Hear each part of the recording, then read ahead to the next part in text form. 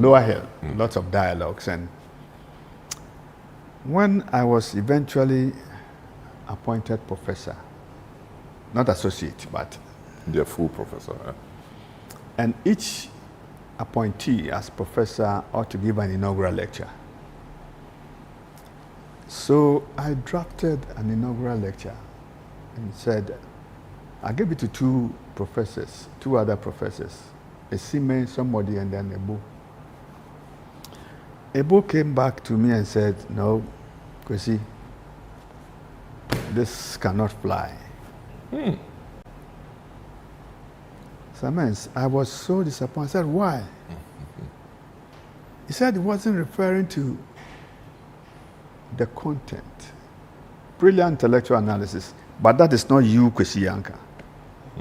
People know you, know your brand through your writings. If you told anybody that this was authored by Kwesi Yankah, I said no. It was too boring. Too academic. Too academic.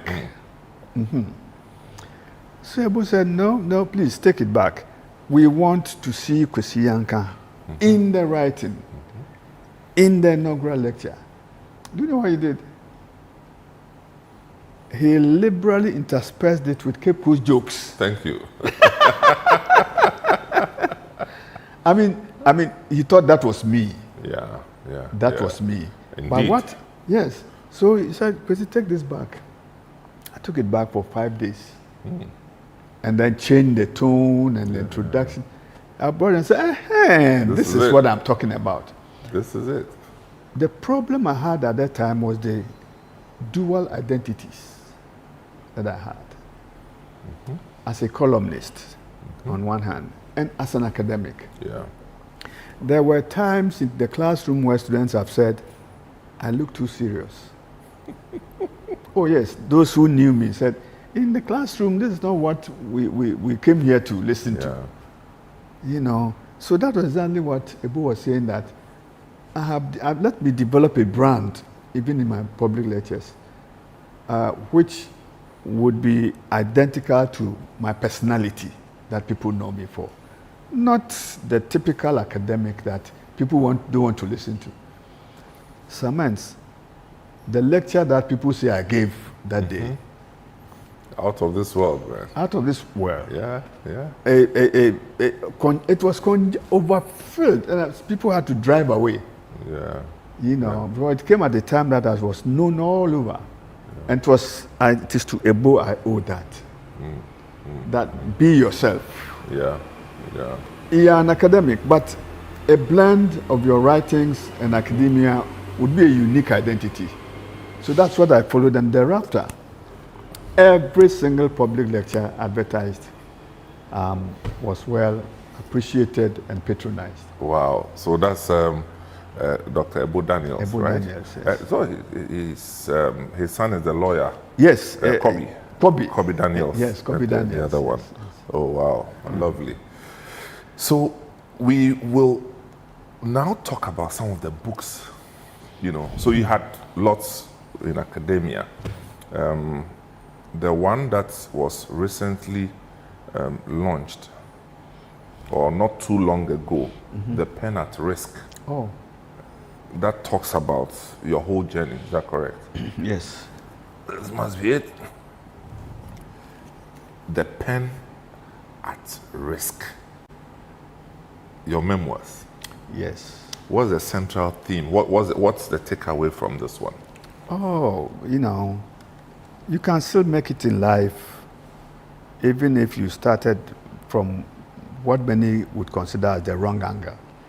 It's a left-handed gentleman, born left-handed, and always being corrected, you know, right with your right hand, you know. And then to the extent that even as I sit here, I cannot properly hold the pen the conventional way that people do with the 3 fingers. I'm left-handed. When I started writing with the left, beautiful handwriting, I was one of those who were beaten. You were beaten? Beaten by your parents, your teachers? My father was a head teacher. Oh, wow. And I come from my mother's side, you know. It's against the culture. To even wrap your cloth the left-handed way. Yeah. I went to Ashanti Henne's Palace some years ago, and I was the odd man out. They had to pull me from the line. Because of the way you had that. And they noticed it. They noticed it. Said, no. Absolutely no excuse. Well, that's your brother used to do some work for them. Oh, yeah, he's their friend. He's Yeah. been a friend. Otio Sribo up to now calls me forced landing. They pulled me out to reverse my cloth wear Wow. the right way. Wow. And this is what I had been through from childhood. But the pen, even with the right hand, had ended up being so powerful, so people thought, that maybe it was a way of God taming the potency of the pen by transferring it from the left to the right. So if the right hand has been able to achieve the little I've achieved, maybe the left would have been more deadly and more fatal. So it was a way of taming my passion. You know, I went through this book, and there was one particular one I wanted to, bring it back to your attention. A part, General Ekufu's letter. Oh my God. And General Ekufu was the head of state after Kutua Champon, just in case some of you don't know. And so this was written apparently to you. Not Or directly. to your, as in to the To paper, the editor. to the editor.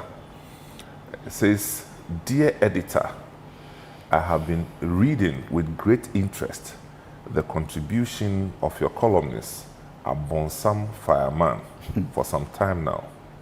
My interest so far has not rested with veiled attempts the columnist makes at commenting on national issues, but with the admirable style he so profoundly exhibits. I particularly found his last contribution, Kung Fu, under the X-ray, one of the most enjoyable, except for the slip he made. The medals of Alhaji Kung Fu are symbols of military and national honors won through hard work. Please convey to your columnist my appreciation for his endeavors. Yours in the service of the motherland, Lieutenant General F.W.K. Ekufu, Head of State and Chairman of the Supreme Military Council." This letter got to you. It didn't get to me directly.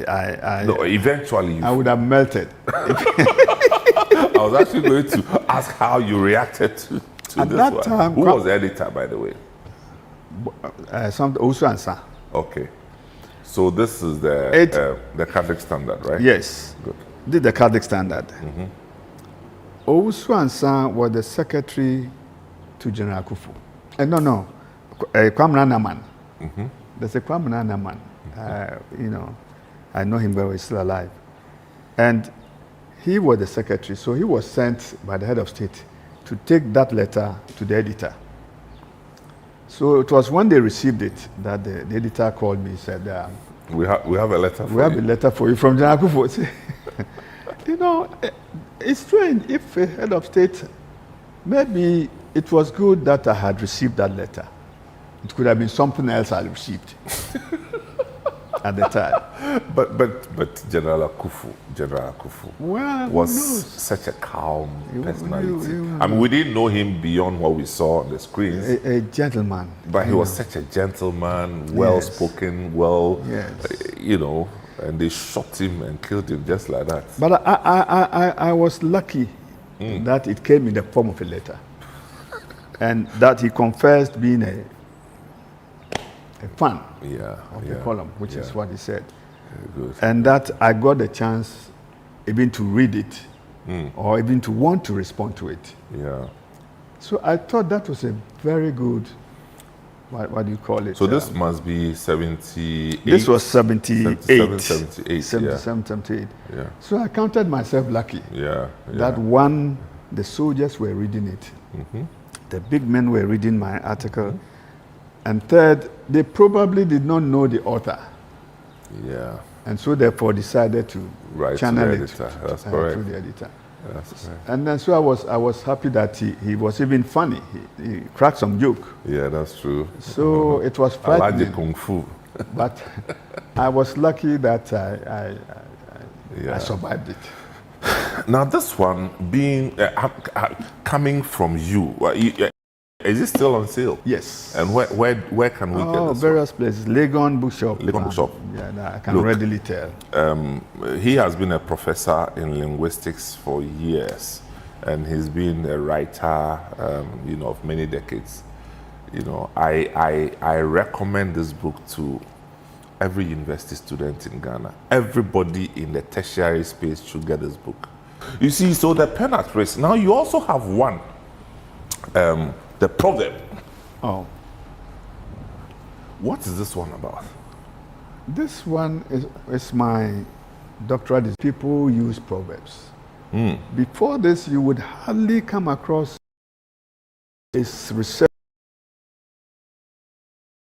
through the pains of listening through discourse and recording proverbs. What people knew were compilations of proverbs from the beginning to the end. But they forget that whenever you ask people to tell you proverbs, they ask you to close your eyes. And they ask you, what dream did you dream? And when you say that, Manda intimate to me and Sundaye. So they tell you that without sleeping, there's no dreaming. Without a context or a matter, we don't speak proverbs. That's what triggered the entire book. All right. Contextualizing the proverb, embedding philosophical statements within talk, and enabling it to blend within the message that you are conveying. I got one here. When you hear the sound of pounding, pound yours and eat, my brother. Oti pumpuma obidi. Maybe I'm not a Kobe quine. Yes. I look. If you spend some time at the Menchia Palace, sit through their sittings, listen to the philosophy of talk. The message is wrapped, embellished within proverbial discourse. Yeah. It helps you to swallow your banku easily because you have dipped it in okra. That is what proverbs do. That's beautiful. So and then the Proudly Ghanaian. That's more recent, right? Yeah, last week or two. Yes. What is this one about? With all the challenges we are going through as a nation, I think you can still find people who still believe in Ghana. What I do in this book is to bring together writings I've done which define distinctively the Ghanaian character. Not Nigerian, not Gambian, not Ugandan, but distinctively Ghanaian. So that's why I brought in our food habits, our eating ways. When you talk about our funerals. Our funerals. Yeah. It's clearly our travels. And it's not just a narration of what happens in travel. Every single article here I've written has been something that I experienced myself. Wow. It's a kind of eyewitness account. I have things that I've lived, I've enacted in actual life. If it's trotro, it is the trotro in which I was sitting. If it is yemuadie meal, it is yemuadie or a choba where I have eaten and experienced and observed people behave in the distinctively Ghanaian way. So to clap? I wasn't quite clap. But sometimes they used to clap whenever the was landing. Excitement that we are now descending into Kutuka. It transforms you. Yeah. No matter whatever challenges that you may be having in the country. That's what the umbilical foundations are about. What attracts you to your mother's nipples, the baby, and this is what I distinctively. Our soccer. I'll talk about Asamoah Gyan. And my own experiences with the Ghanaian teams, CAN 208, because I was a member of the organizing committee. Oh, wow.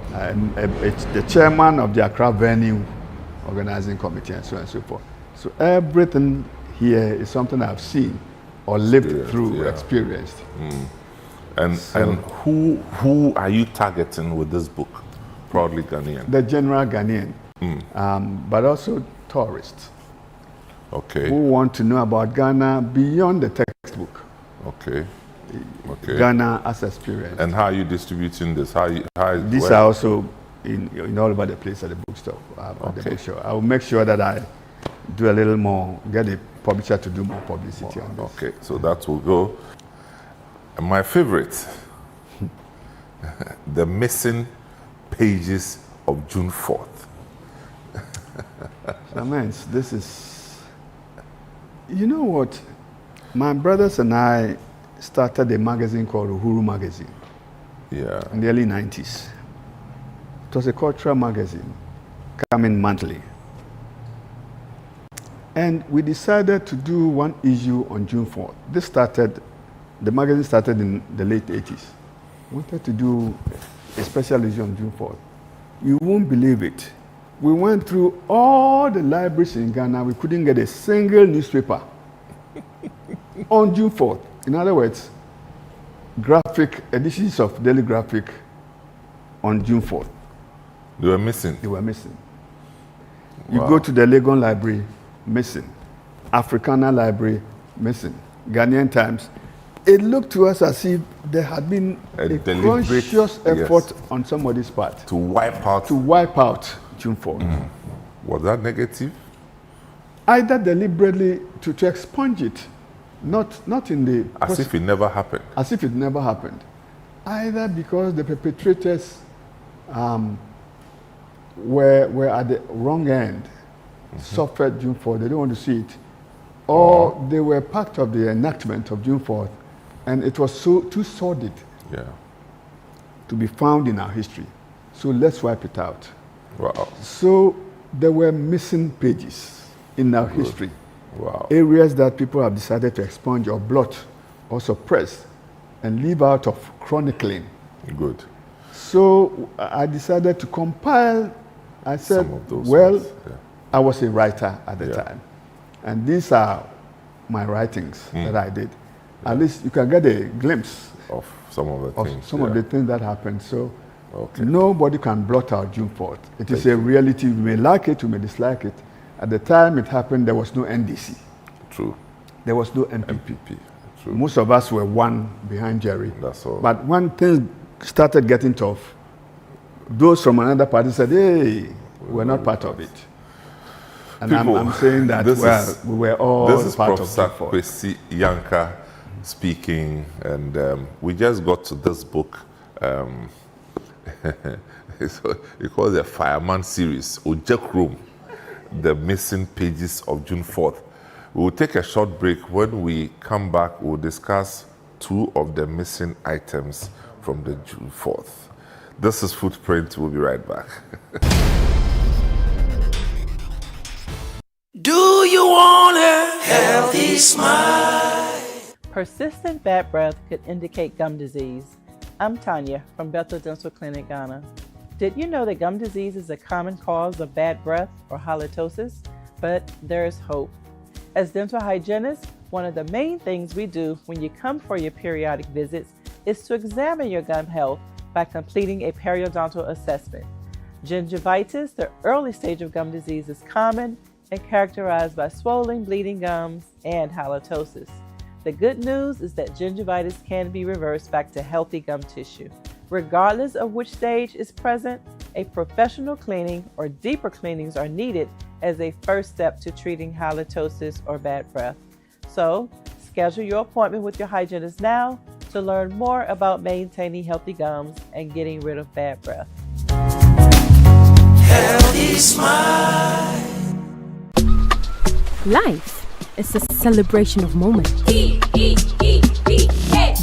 and small. The sun is scorching, I'm feeling the heat. With Piva Drink, every moment becomes a refreshing celebration. From the beach to your home, in every corner of your world, Piva Drink adds a burst of refreshment. Give me Piva cocktail and tangerine.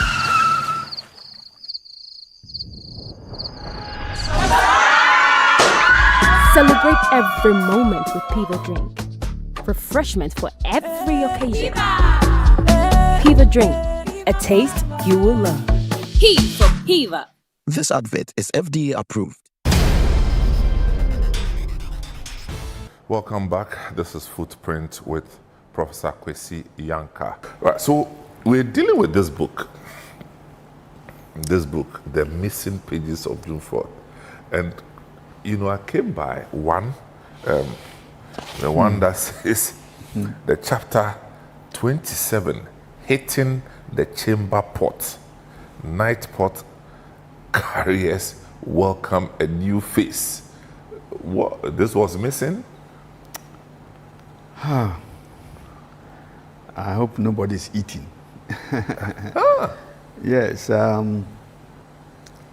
these are some of the reasons why some people may not or would rather want to expunge the June 4th from history, from our oral narrations and whatever. Because there were certain aspects that people hated to be associated with. Just imagine a revolution that has victimized your father, your uncle, your grandfather.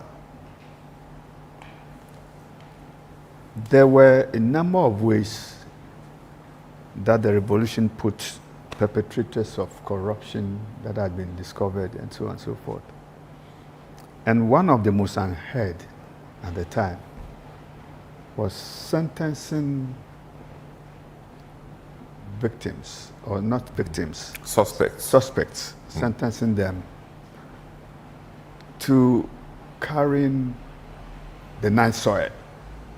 You know, to put it bluntly, sentencing them to carrying human excreta. And this was at a time that I don't think there were too many WCs all over the place. Yeah. So many houses, even in Accra. As for the villages, many of them were. No, village was free range. It was free range. Free range. So imagine in compartments. having been punished by the revolution to be one of those who would remove the bucket, from the toilet and carrying it, not in the midnight, not broad at daylight. midnight, 12 o'clock, 2 o'clock, throughout Accra, as part of the punishment. So people who were suspected to have committed certain offenses at the state level, for their punishment, they will be made to go and carry feces in buckets. And go and pour it and come again. In broad daylight, not night or dusk. That was their punishment. Is it a kania, a high? I don't know. I don't know whether to call this kania, beyond kania. You know, it's one of the most crude. You know. So June 4th, people were made to carry that thing. They were made, and there were pictures of this on the front page of the Daily Graphic. And now we can't find the So there should be every good reason why anybody would want to expunge that kind of episode from the history or from the records. Wow. So this is what I tried to depict and said that hitting the chamber pot. Yes, and chamber pot, just like jackpot. But they are not hitting a jackpot this time, but it's rather a chamber pot. So this was how the people or the group, the profession received a new entrant. Come and join us to hit the chamber pot. And that is how it was depicted. I'm sorry I had to use it, but I had to really supply things that otherwise people would like to suppress. Yes. And then your chapter 23, round 1 casualties, Kutua Champon, Utuka gone. Yes. I think those were the first two to be executed. Yeah. Yes, those were the two big names. After which people said, enough is enough. We never knew. And they were made to dress in their ceremonial attire. Yes, as ceremonial soldiers. military attire. And then And then they were driven there, and then they were was shot and killed. serially. I think one of them, there was one of them, I don't know which of them, he did not slump at the first shot. It was said at the time that was a free-for. It was said that He didn't immediately slump, so they had to double it or triple it to get him to finally slump. And these are things that I decided to narrate. But also because, don't forget that there was a Truth and Reconciliation Commission. That's correct.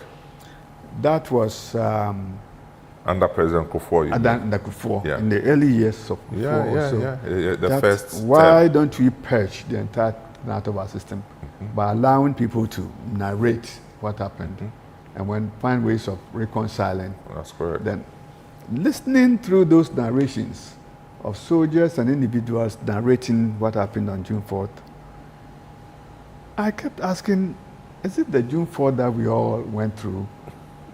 There were lots of things that people were suppressing and putting every single blame on Jerry Rawlings. And so that's one of the motivations, that no, the narration, people are changing the narration, from all of us to a single person, a single guilty person. So that's the reason I said, let me spill the beans and tell that June 4th was everybody's June 4th, or most people's June 4th, I think and not the burden of one. Again, it's one of those books that every journalist must read. But let me also tell you that I presented a copy of this book Jerry Rawlings, directly to Jerry Rawlings. At which point? When we were going to launch it. Say we are going to launch it on Friday, I went to his house the previous Friday, because at this time he was no more the head of state. That is 2017. Okay, 2017. Okay. Thereabout. Yeah. My God, and then this book really shook him. Meeting Jerry Rawlings for the first time at Rich, face to face, and I had scheduled the appointment, seeking to give him a copy of this. This thing racked lots of injuries, past injuries. Yeah. That were reopened by just giving him this book. He opened it page by page and page by page, and instead of the 15 minutes that I was anticipating between us, the meeting lasted more than 1.5 hours. Wow. His reaction was so different that at a certain point in time, those in his office, which was just nearby, next door, they were wondering what was happening. So they had to come in and make sure that everything was okay. I think the spiritual aspect of June 4th is deep. Yeah, must Anytime, be. yes. So there are pictures, I think in it or elsewhere, where I was handing this to him, but it wasn't easy just going through page by page. That may be the reason he did not attend it. Okay. And he couldn't even send a representative. No. But this is... He was confronted with the wrong side of reality. It's just what it is. I'd like to go back to your once a prof, always a prof, your academic journey. Eventually, you became Dean of Students, and then Provice of the University of Ghana. Yeah. How was the experience? Fascinating, eventful. It is the position of Dean of Students that enabled me to start the Radio Universe, which was the first semi-commercial radio station. Well, private in that sense. And then the role that we played in the transition from military rule to democratic governance. And the entire student body, fell in love. Which year was this? This was, I was Dean of Students from 1991 till 1994 or 1990. And Radio Universe started in 93? It started in 1993, thereabouts. Yeah, 93. Yes, it was almost at the same time that Radio I of Rekubrobe Radio I. Yes, 93, 94. Radio I 94. Yes. 94. Yeah. So we were the two that broke the ice. And just imagine the joy that this brought to I Ghanaians. think Voice of Legon, you used to call it. It was the name Voice of Voice Legon, of which I Legon. changed to Radio Universe. I thought it sounded better. And even better still, when the student said, Prof, you brought a beautiful name, but let's leave out the final E, the spelling of universe. UNIVERS. That's it. That was the brand that students wanted. So we expunged the E, and recently we celebrated the 30th anniversary of Radio Universe. So that was one of the things that I started with Bene, Professor Bene, who was the Vice Chancellor.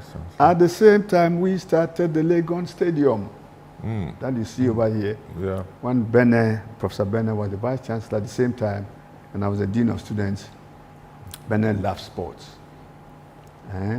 So he came up with the idea, and the whole place where this is at the moment was... Sorry, is it the same Bene who was the minister under Liman? The same Bene, George okay. Bene was the minister, and Minister for Fuel and lands, Power. lands and something. Fuel and Power. Fuel and power. Yeah. Okay, yes. We used to call it, now we say energy. But That's right. So he brought the idea, and at that time, E.T. Mensah was the Minister for Sports. Sports, yes. So we started fundraising through the student body. We gave them coupons to go and sell. You know, a typical student body. We didn't get a single CD from the fundraising. All the coupons got missing. Every student, That's unfortunate. for one reason or the other, lost their coupon. And Are you they couldn't. serious? But we started raising funds from various Yeah. companies. But E.T. Mensah came to our rescue and brought bulldozers to clear the clean, place. to clear Yeah. the weed. And that's how we started. And gradually, it became a very, but I think we should really pay tribute to people we normally forget. E.T. Mensah, That's true. even though a minister, nothing to do with Legon, but he embraced the idea and saw the vision. But he worked in Legon himself. That made it easier. Yeah. He was an accountant or one of those in the accounting officers office. there. That's Yes. good. And then he and Otokuno's father. Oh, I see. Otokuno's father also was working at Legon at the same place. But E.T. really helped us, and gradually, over how many years now, it is functional. And then apart from those two, there's several changes that we made within the residential system. You had only Mensa Saba Hall as the mixed hall of residence. Legon Hall was entirely male. That's correct. Akwafu Hall was entirely male. You're right. Commonwealth Hall was male and remains male because they fought us fiercely. Fred was part of it. They fought us fiercely when we attempted to make it a mixed gender. Did they ever succeed? They took us to court Yeah, but has the school succeeded and in got doing the that? court to give directive to Legon that they had no right. They didn't come to the case itself, but these were the initial stages, and I think the university eventually gave up because the university wanted to convert it into a graduate hall of residence and a mixed one. Yeah. Officially, the argument was there were more and more women coming to the University of Ghana, and we ought to make space for them. But unofficially, was perhaps also an attempt to bring a little peace onto campus. But the boys they fought us vehemently, took us to court, lots of disturbances all over the place. But there's a lot that we did as Dean of Students. Before I even moved to becoming Hall Master of Mensa Saba Hall, and at the same time, Dean of the Faculty of Arts.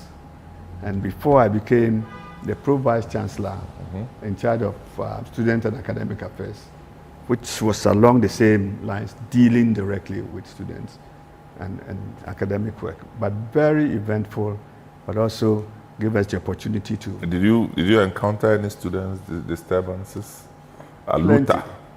Anytime Akila Pasoya was my first Vice Chancellor when I started, anytime Professor Akila Pasoya was at a meeting serious meeting, and I knocked, and they opened the door for me.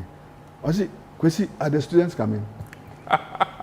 It was a routine. You'll be busy and say that. Are the Commonwealth people coming?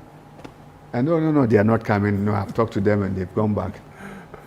But revolution after one, demonstration after one demonstration. But tell me, of course, you've lived the better part of your adult life on campus or within the academic system. What is it about Commonwealth Hall? To a certain extent, Commonwealth Hall, it's a great case study. And I think the culture of Commonwealth has eventually impacted most part of tertiary education. Katanga? Yes. Katanga, and I think Casford in UCC. Yes. Yes. and therefore, that's why there are those triangular games where... Oh, they still do those? Well, I'm not sure whether they are still there. Triangular. But it's a mess. It wasn't good. What I mean is that... The profane songs that the people used to sing, that it can depose the Pope. You see, but I wasn't worried about those songs. Those were natural responses to circumstances of all male. It's the same in the military. Yeah. It's just very raunchy songs. It's a way of letting out steam, and dissipating stoked energy and so on and so forth. That wasn't the problem with Commonwealth with many people. But when that is converted into violence. Oh, the violence. Yes. And so therefore, a close case study will tell you that within the governance system in every university, there's the official level of governance, the SRC, the JCR president, and so on. And then there's the subterranean one, the unseen, that is even much more powerful, more potent. And that is where the entire culture of the hall derives from. I can relate. That is somewhere else. Oh, wow. And that is the body that the student body would rather listen to. Yeah. They will start the demo, both the positive and negative. Fighting very good causes will not be done by a JCR president. This should be a cheap wonder. In any of the halls you mentioned, in Sabah Hall, you had the Oponglo landlord, a very fearsome, highly revered personality who is even sometimes the object of worship. Wow. On one occasion when I went to Commonwealth Hall during a vacation, I couldn't believe, because nobody was there, and it gave us the opportunity to see what was really there. I mean, the kind of protocol you needed to go through to see the VT Vanda. I'm here to Commonwealth Hall, but this is no news. Egbert Fable, I greet you. The protocol, you never, faceless individuals to whom people bow. Yes. And who have easy access to any food they wanted to eat in the bush canteen. Free of charge. And certain rituals I cannot talk about. Well, certain rituals we cannot talk about. So we will talk about, this is FootPrints. We'll take a short break. When we come back, Prof would eventually get himself into politics. We want to know how it happened and how he exited, on the assumption that he indeed has exited. We'll be right back. Introducing Betway's Bet Influencer, a groundbreaking feature where you can make money by just sharing codes. He just needs to share his codes and make money. The more his codes are used, The more money he makes. oh yes. So, what are you waiting for? Anyone can be a bet influencer. Share your codes and make money. Bet Influencer, another world first from Betway. This advert has been approved by the Gaming Commission of Ghana. Betway, get way more.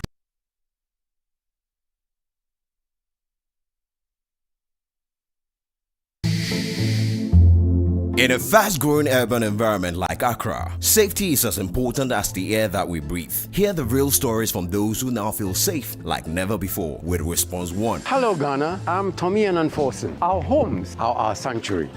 But safety is not all about locks, fences, and cameras. This is where Response 1 comes in. Their advanced monitored alarm system just doesn't record crime, it prevents it. In moments of danger, Response 1's 24/7 monitoring ensures immediate help. With their theft protection guarantee, this is true peace of mind. I trust Response 1 to keep my family safe. You should too. Visit response1ghana.com or call 0302 Secure 1. Response 1. Stay connected. Stay protected. Is it the luxurious rooms?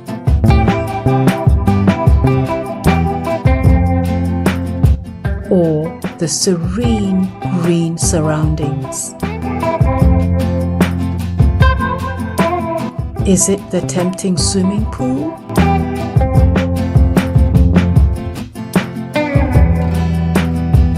Or the classy conference room?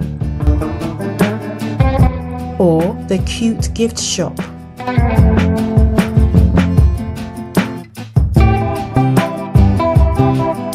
Maybe it's our chef's array of cooking delights.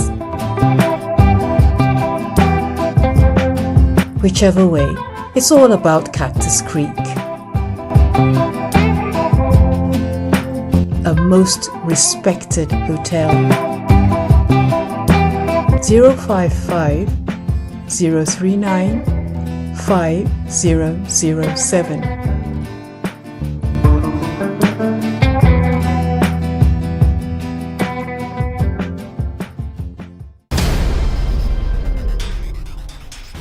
Welcome back. This is Footprint with Professor Kwesi Yankah. And, you know, too many times people confuse the two, Professor Kojo Yankah, Professor Kwesi Yankah, and they all work around the media space, if you like. And but your brother has built a wonderful career in public relations, yes, as well. Yes. And then he is the president of the African University College, yes, right? He's the founder. Founder.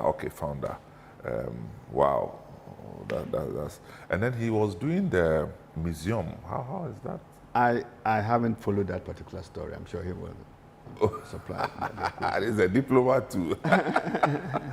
But tell me. But at least the digital aspect of the museum is accessible. Oh, okay. Yes. All right. You can access it digitally. Lovely. Tell me, you stayed within the writing space and, you know, commentaries, political satire and all that, and then academia. And then one day we heard that you had been called to serve the nation at another level as a deputy minister for education. Is that correct? Or minister of state? Minister of state in charge of education. Tertiary education. What was that about? It came at the time I was at Central University as Vice Chancellor. Mm-hmm. And then news came, started coming in that I might be needed to occupy that slot to deal specifically with tertiary. A slot that was also available to President Kufuor, and I think Lisbeth Ohene and other people also occupied that particular space. So I said, well, why not? I had been retired from university, active university life, and I was president of Central University. I had finished with Legon and other things.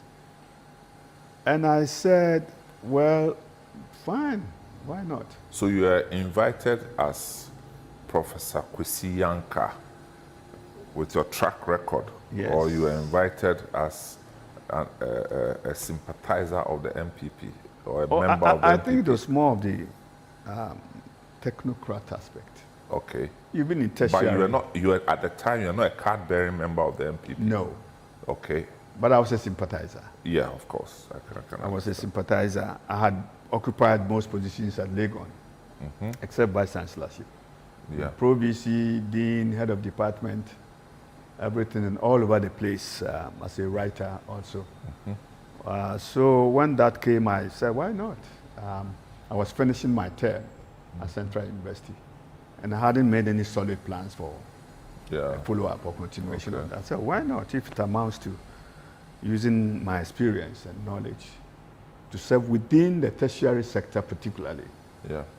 I thought it was a very good opportunity. And So you did that for how many years? For the whole term, 2017 till 2021. So the full term of Akufoado's first term. Okay. How were the experiences there? I had gone in more as a technocrat. And after leaving, exiting, I realized that maybe too much technocracy could interfere with politics. You would be there, and I think it was a very good opportunity I had to serve the state with the entire experience and whatever I had in the background. It went on all right. I did my 4-year term, very successful. I'm not too sure whether I fitted, within the space that was allotted to me. You mean in terms of the hierarchy or within the political context? I think in both areas. First of all, it's not too clear what a minister of state, who is not deputy, what that The really mandate. means. Yeah, the mandate. The expanse of the mandate. And the hierarchy. Yeah. You were clearly the next in command within the ministry after the substantive minister, before maybe the deputies come in. But you see, being a minister of state, when you are not also a member of parliament, it's a different ball game. Wow. So there were a few incidents that were rather uncomfortable, where You care to share some? One or two? things are being discussed at cabinet level within your sector or about your sector, but You're also hearing the things for the first time. You wouldn't be in the know, and if you're not lucky and you gave an interview, you may even embarrass yourself. Being told, well, this is a decision that was taken at cabinet about your sector, about, for example, the naming of a university after a certain individual. And if you openly display your ignorance, a complete blank, it made you a non-entity. And those were uncomfortable. And it looks like that was part of the reason. But also, secondly, entering that space with a title professor may sound grandiose enough and flamboyant, for that matter, but can also create challenges. How so? Oh, well, in the sense that you are a professor, expectations may be very high, but also you could be seen as a possible encumbrance. Yes. So I guess that was playing in the minds of... Were there times that you had to reconsider the decision? It was too late to now come up and say, I'm resigning. No. I said, let me do the best. There were a few instances, for example, where the vice chancellors, my own colleagues, had come for a meeting there with the minister, and they walked to my office thereafter. Oh, are you here? We didn't know you were here. And you also didn't know they were here? No, they were there holding a full meeting. And the Minister of State in charge of tertiary completely, left out, either expunged, maybe deleted. And so it makes you so uncomfortable. And they come and tell you that this is what we decided. We met, and I said, well, I didn't know there was a meeting. I mean, there were many such situations, and it made you either unwelcome, maybe you were not good enough for the office. Maybe you were not political enough. Yeah. So, but tell me, you would go ahead to also try and stand or contest for a parliamentary seat yes. In Aguna East. Yes. Sometimes that was unthinkable. That was at a time I was inching toward the age 70. Wow. Remember at the time that my brother Kojo was in politics, that was in the 90s. Oh, yeah. He was in his 40s. That's the right time. It wasn't out of my own accord that, hey, a time came when somebody heard I was going to be parliamentary candidate, a colleague. Also, Prof, Owara, them MP, Sem, Owara, Epia. Owara, do you want that thing? You know, but to tell the truth, no, I didn't want it. Just too old. Please let me go and rest. And I knew that after retirement, I'd been through so many things. You know, being on sabbatical for a year, coming back, Central University 4 full years, and then finished a first term, going to finish a first term. You know, and then just as we were getting ready to finish, go and do parliamentary work. If I had been in my 40s, the same question had come when I was in my early 40s. I said no. And after 20-something years, they were still following you. People in high places at the national level were coming.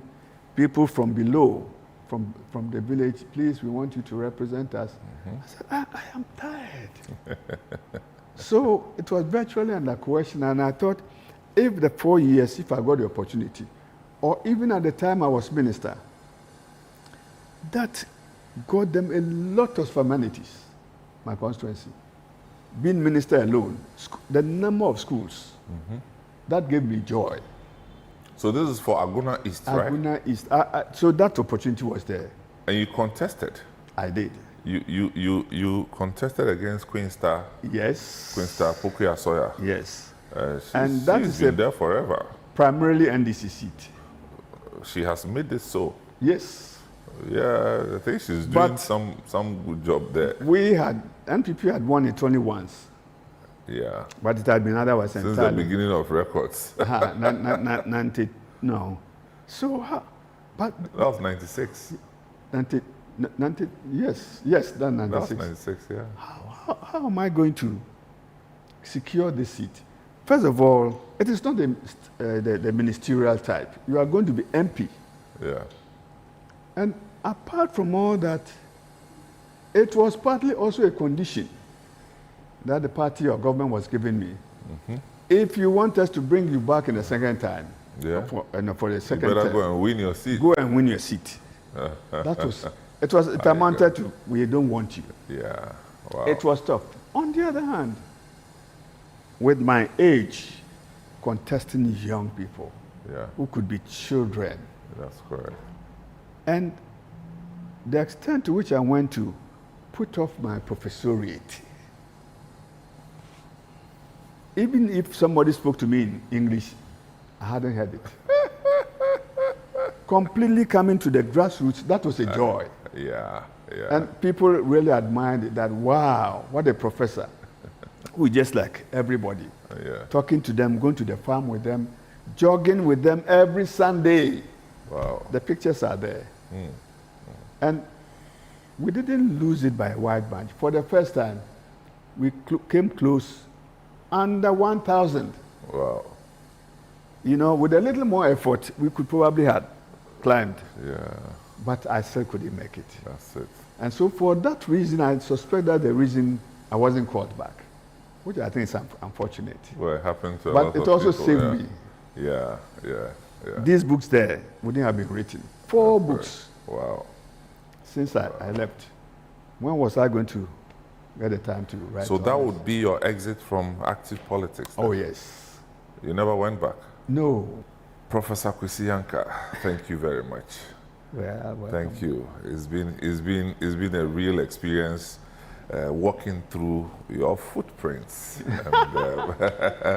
and people. So we've been talking to the good Professor Kwesi Yankah. This is where we part company. Thank you for joining us. It's Footprints. I am Samuel Atamensa. We'll catch you again.